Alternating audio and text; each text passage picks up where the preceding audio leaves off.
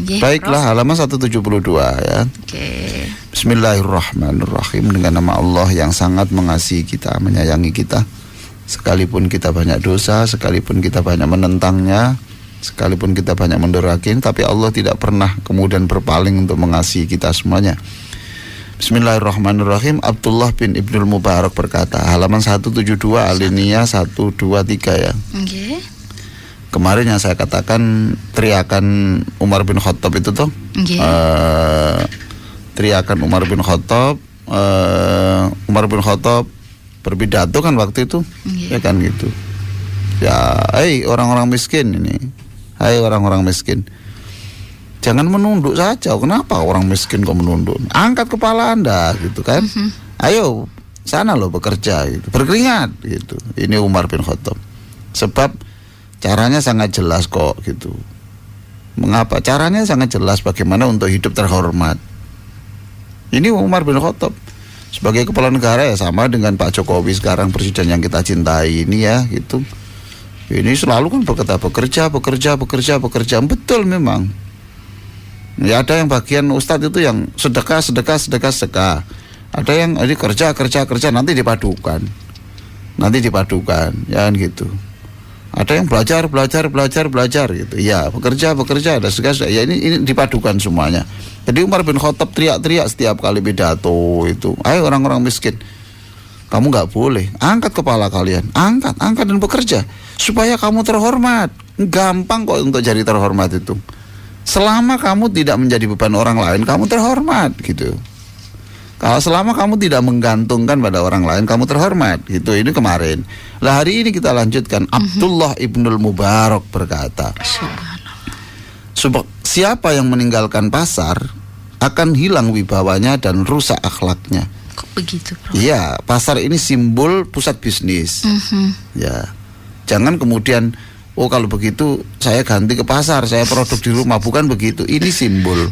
Simbol waktu itu kan belum ada online, belum ada daring, dalam jaringan online belum. Perkantoran itu belum ya, Prof, ya? Dulu itu simbol bisnis itu ya simbol saya pasar itu. Simbol. Jadi Ibnu Mubarak berkata, ayo semua kamu yang mengaku Islam, sekarang kamu harus pergi ke pasar. Harus bekerja. Siapa yang tidak bekerja dan hanya senang dengan diberi orang, pasti kamu tidak wibawa, dan lama-lama kamu wibawamu hilang, dan nanti kelanjutannya adalah rusak akhlakmu. Mengapa? Karena ketika menggantungkan kepada orang lain dan orang lain yang biasa memberi itu tidak memberi, maka kemudian dia suudzon. Ya kan gitu.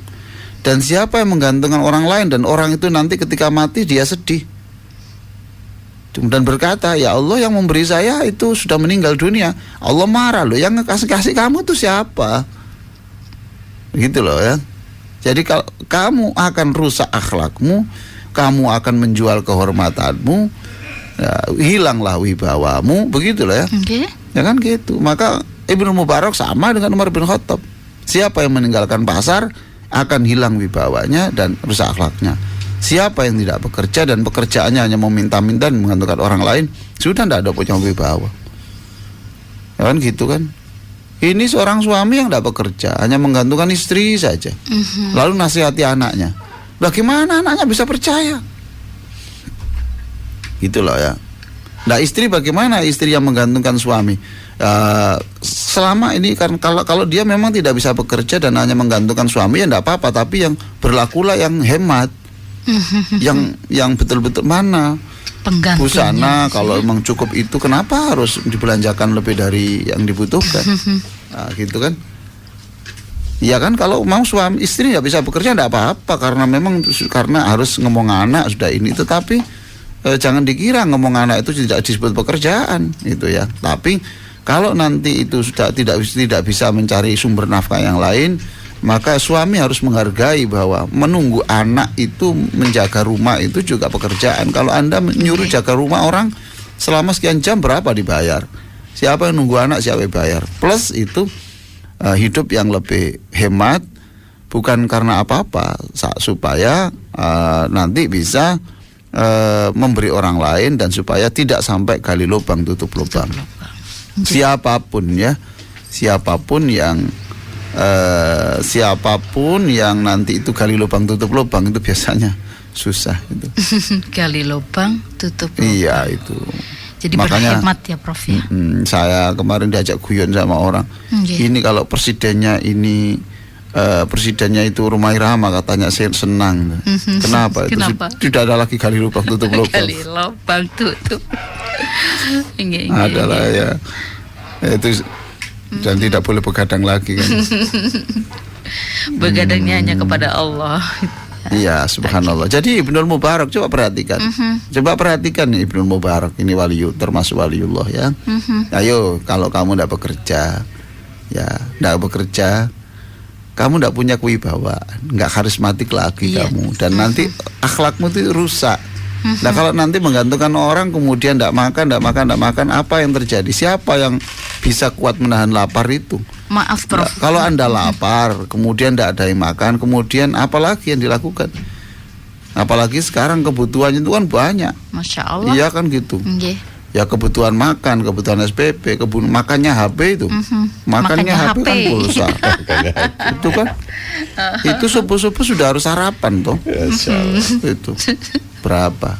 Terus Mas Helmi umbar-umbaran. Subhanallah. Iya luar biasa. Oh ini berapa triliun ini untuk ini ya. Berapa triliun ini yang dibutuhkan untuk ini. Luar biasa. Cobalah kita perhatikan bagaimana masa depan bangsa ini. Orang sudah tidak banyak membaca ya. Itu. Kalau mau membeli buku itu konsultasi dengan istri, dengan suami, konsultasi dengan anak, sholat istikharah 2 rakaat. Ini beli apa enggak, kok mahal. Padahal subhanallah, ini tiap bulan kadang-kadang 100.000. 100, enggak sedikit loh Mbak, 100.000. Enggak sedikit. Kemudian hilang di udara saja. Kecuali kalau untuk bisnis ya, untuk menghasilkan. Tetapi kalau anak situ tak, iya, serit lagi, ya kan gitu. Jam piro, kirim lagi jam 7. Ya wis anteni nang pojok. Iya mana? Lha iku pulsa semuanya ini. Nggih, Prof. Pulsa itu berjalan. Iya, itu. Ya apa? Adem ta? Iya, adem. Wis mangan ta? Pulsa lagi. Jadi makannya itu kemudian makan perut, ya makan pulsa dan seterusnya. Ya, itu Abdullah bin Mubarak. Rasulullah sallallahu alaihi wasallam ya. Rasulullah sallallahu alaihi wasallam menyuruh kita berguru kepada burung. Kepada burung, Bang? Ya. Ia tidak pernah sedih tentang kebutuhan makan setiap hari. Ya. Jadi kalau burung itu hanya di sarangnya ya gimana, siapa yang ngirim makan gitu ya. Siapa yang ngirim makan? Nggak bisa ya. Burung supaya ini coba lihat burung kerjanya luar biasa. Kan gitu. Coba lihat cicak itu loh, Mbak. Cicak? Iya kan? Cicak-cicak di dinding iya, gitu, dia Prof. harus melompat untuk menangkap nyamuk sekalipun resikonya dia jatuh. Iya tak Mbak itu? Melompat itu sekalipun dia resikonya jatuh, tetapi karena itu harus dilakukan. Jadi burung ini usahanya luar biasa dan the early bird catch the worm. Itu artinya burung yang terbang paling pagi, dia paling berhak untuk menangkap cacing di sawah-sawah itu. Jadi siapa yang bangun paling pagi, dia paling berhak mendapatkan rahmat Allah. Nah burung-burung kan begitu tuh. Nggak ada burung itu santai, kemudian duduk-duduk, itu nggak ada ya. Dia ke sarangnya memberi makan anaknya, kemudian terbang lagi. Iya. Subhanallah. Enak sekali burung itu. Dan enak ya Bro ya? Enak lagi dan lagi enaknya burung adalah dia setelah mati sudah selesai maksudnya. Tidak ada urusan. Kalau Anda meninggal dunia bukan selesai urusannya, ini tambah mengerikan lagi. Jadi kalau Anda mati itu Anda lebih menghadapi masalah yang mengerikan daripada kehidupan sekarang ini. Kalau sekarang Anda lapar masih ada orang yang kasihan sama Anda. Kalau Anda panas nanti Anda bisa berteduh di tempat-tempat mana, di bawah pohon. Kalau Anda panas di alam kubur, mau berteduh di mana Anda? Kalau Anda lapar di sana dan tidak ada yang dimakan kecuali nanah, mau milih apa Anda? Naudzubillah min dzalik. Jadi setelah mati kita justru masalahnya semakin banyak, tantangannya besar sekali. Maka burung ini enak sekali, ditembak orang meninggal ya sudah selesai. Itu kan dipotong dan dimakan, digoreng, sudah selesai. Sudah tidak ada yaumul hisab, tidak ada mungkar nakir, tidak ada malaikat malik, tidak ada ketemu malaikat ridwan. Subhanallah, tidak ada macam-macam, tidak ada yaumul hisab, tidak ada an-nar, tidak ada al-jannah, surga, neraka, tidak ada lagi. Sudah selesai sampai di situ kehidupannya ya Prof ya. Ya, saya kalau melihat itu juga sapi apa itu kadang-kadang juga iri juga ya. Ada yang iri loh, enakan jadi burung gitu. Ya memang gitu. Burung karena apa? Bukan karena ininya ya. Bukan iri telanjangnya. Ya, tapi iri setelah mati. Setelah matinya tidak ada. Iya. Tidak ada urusan. Ya, Utsman bin Affan itu sampai berkata, saya itu tidak tahu ya kalau yang paling takuti dalam setelah kematian itu bukan di akhirat, tapi di alam kubur itu yang paling menakutkan saya. Ini Utsman bin Affan pernah berkata begitu. Paling menakutkan saya, tidak bisa membayangkan ya itu alam kubur itu seperti itu. Sepertinya tambah lama, lebih panjang perjalanan setelah kematian ini ya. Betul. Jadi kan kita ini kan memang perjalanan kita itu tambah panjang. Jadi contohnya sederhana Mas Hilmi ya, umpamanya kita dalam perut kandungan 9 bulan. Oke, lalu kita menghadapi kehidupan 90 tahun. Lebih lama lagi toh. Nanti di alam kubur itu lebih lama lagi, kira-kira nunggu sampai 200 tahun atau 10 abad. Di dalam kubur itu. Ya, nunggu kiamat toh. Lalu nanti di akhirat itu lebih panjang lagi. Di akhirat semuanya itu ditentukan hari ini. Berarti kehidupan yang sementara ini menentukan kehidupan yang selama-lamanya. Maka wal asri, demi waktu itu adalah hati-hati kamu soal memanajemen waktu ini. Allahu Akbar. Sebab waktumu ini menentukan. Nanti kamu dikubur yang 10 abad itu dalam kubur, enak tidak enak ditentukan hari ini. Kan? Nanti setelah itu di alam akhirat nanti itu yang tak berujung itu, tak berbatas itu. Itu juga nanti ditentukan dari hari ini. Wal asri, demi waktu. Awas loh ya. Wal asri innal insana lafi khusr. Nanti insyaallah lah saya jelaskan lebih panjang soal bagaimana. Ada topik saya insyaallah bulan September ya, nanti akan saya keluarkan, judulnya adalah soal waktu. Judulnya membakar uang. Membakar uang. Membakar uang ya Prof ya. Ya. Masya Allah. Ya nanti, tapi itu nanti ya subhanallah, saya banyak membaca, dan mengapa saya harus banyak membaca, karena saya ingin memberi sesuatu yang baru kepada para pendengar. Telinga menurut ilmu komunikasi paling susah ketika mendengar sesuatu yang sudah pernah didengar. Maka carilah sesuatu yang belum banyak didengar. Nah ini gitu ya.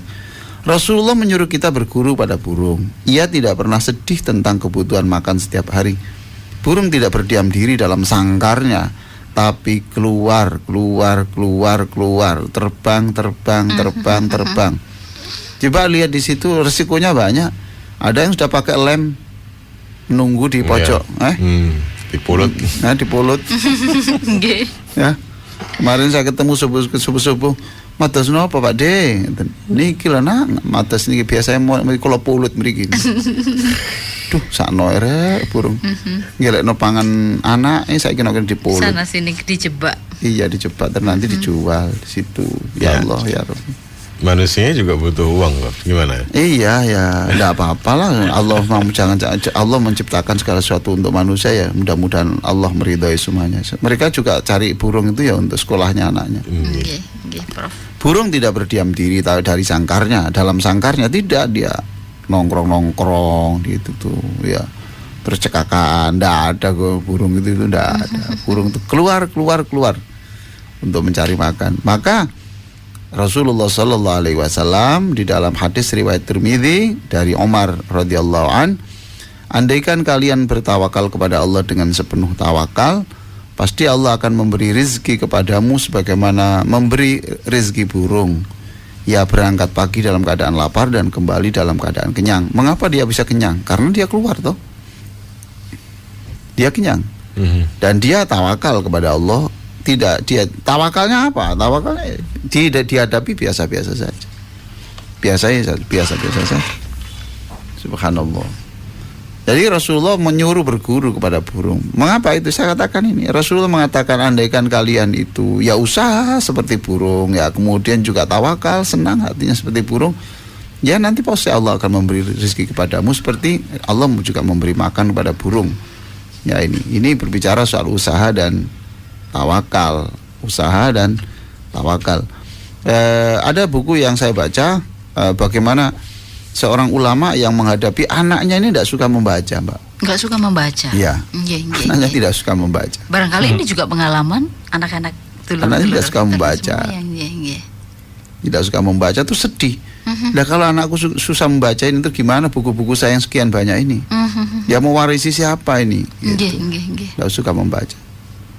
Lalu dalam sebuah salat malam dia mendapatkan ilham. Kenapa kamu hanya berdoa terus kok tidak menyerahkan masalahmu kepada Allah? Lalu malam itu dia tidak berdoa sama sekali. Dia menguatkan rasa pasrahnya kepada Allah, menguatkan. Tapi doanya sudah, nasihatnya ya sudah.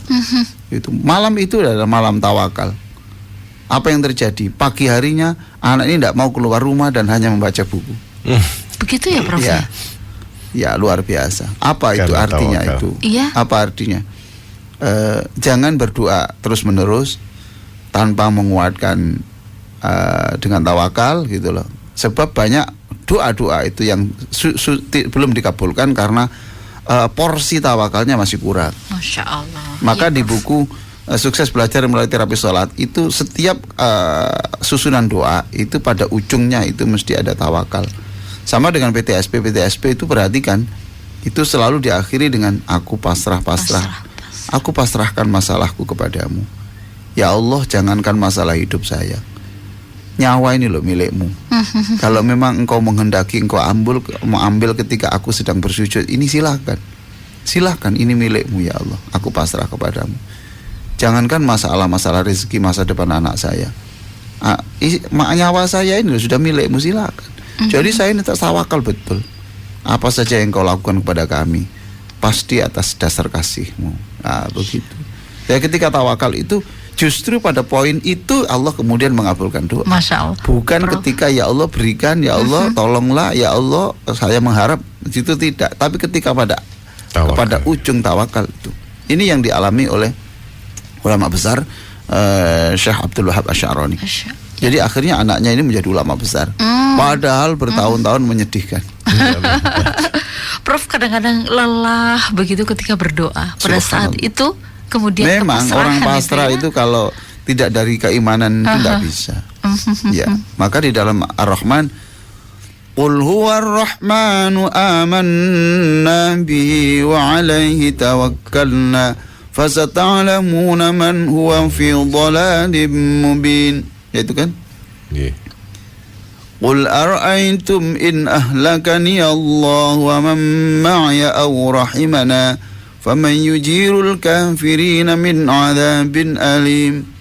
Qul huwar rahmanu amanna bihi wa 'alaihi tawakkalna fasata'lamuna man huwa fi dhalalin mubin. Qul huwar rahmanu amanna bihi wa 'alaihi tawakkalna. Yakinlah Allah itu Maha Pengasih, imanlah kamu, baru wa 'alaihi tawakkalna, baru tawakal. Maka susunan doa-doa di dalam buku Terapi Salat Bahagia itu di suplemen yang akan kita bagikan nanti untuk pemandu acara pelatihan Ahad besok, juga di dalam buku Sukses Studi Melalui Terapi Salat yang sekarang sudah di tangan pembaca semuanya ini, itu selalu struktur doa itu saya sajikan seperti dengan urutan di dalam surat Al-Mulk itu. Maka di situ saya pesan jangan merubah urutan ini. Jangan dikira urutan ini kemudian tidak keluar dari feeling saya. Enggak, ini saya urutkan itu. Allah setiap kata yang diurutkan itu punya makna sendiri. Qul huwar rahman aman. Bagaimana bisa tawakal kalau tidak percaya Allah itu Rahman? Bagaimana bisa tawakal kalau amanahnya itu setengah hati? Nah itu. Qul huwar rahmanu amanna bihi wa 'alaihi tawakkalna fasata'lamuna man huwa fi dhalalin mubin. Qul ara'aytum in asbaha ma'ukum ghawra faman ya'tikum bima'in ma'in. Allah. Nah itu artinya strukturnya sudah kita ambil dari itu.